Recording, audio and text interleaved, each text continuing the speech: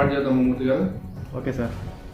ముఖ్య గమనిక: మద్యపానం, ధూమపానం ఆరోగ్యానికి హానికరం. Welcome to Manamuri channel. నేను మీ వినోద్. ముందుగా మన పలువురు వార్తల విషయాలకు వస్తే, యథావిధిగా శివాలయంలో భక్తుల రద్దీ, దర్శనానికి వేచి ఉన్న పెళ్లికనం మంత్రెడ్డి గారిపల్లి భక్తులు. సచివాలయంలో ఈరోజు ఉచిత వైద్య శిబిరం నిర్వహించిన సిబ్బంది, పెద్ద ఎత్తున పాల్గొన్న ప్రజలు, స్కూల్ టీచర్ కూడా పాల్గొని కార్యక్రమాన్ని విజయవంతం చేసిన ఆయన. పొద్దున్నే సాయంత్రం యథావిధిగా పాలు కొలుస్తున్న మల్లన్న పాలు తీసుకున్న 10 మందిలో డబ్బులు చెల్లించకపోవడంతో అసహనం వ్యక్తం చేస్తున్నారని సమాచారం. ఇక పాడి పంటల విషయానికి వస్తే, ఊరు చుట్టూ పెద్ద ఎత్తున టమాటో మరియు దోస సాగు, అధిక రేటు రావాలని కోరుకుంటూ దేవునిపైన భారం వేసిన ప్రజలు. వరి పంటకు నీరు వేయడం మర్చిపోయిన రెడ్డన్న, మందలించిన బుజ్జన్న. పొట్టేల ధరలు ఆకాశానికి అంటడంతో మధు ఆశలు ఆవిరయ్యాయి. ధరలు తగ్గాకే కొంటానంటూ మధు నిర్ణయించుకున్నట్టు తెలుస్తోంది. యథావిధిగా కోళ్ల ఫారం నిర్వహణ.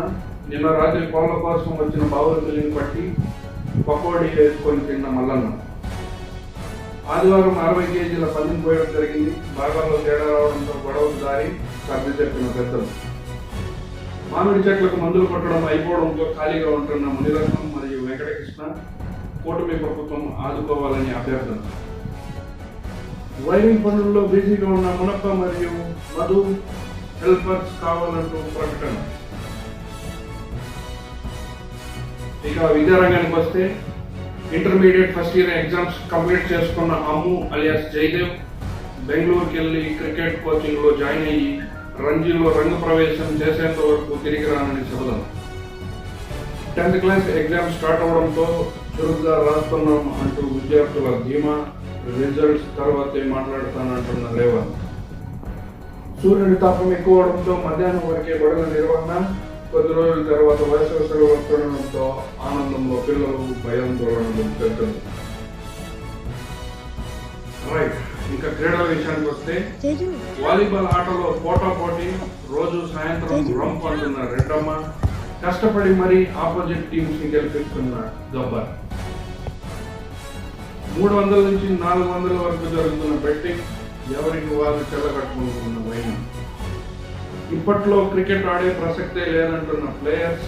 అప్పుడప్పుడు ఇతర టీమ్స్ తో జతకట్టి వాళ్ళని మింగిస్తున్న హర్ష. సుబ్బయ్య, విష్ణు, పండు పిల్లలతో కలిసి స్కూల్లో ప్రాక్టీస్. మోకాల నొప్పులతో బాధపడుతున్న శ్రీకాంత్ మరియు వినోద్ ఇప్పుడప్పుడే వాలీబాల్ మరియు క్రికెట్లో రాణించలేమంటూ బోర్డుకు లేక.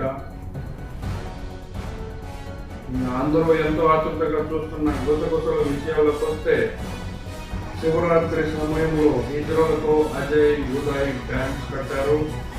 అసలు నంబర్ 1 హిజ్రా తీసుకున్నట్టు రోజు వాట్సాప్ లో చాట్ చేస్తున్నట్టుగా సమాచారం.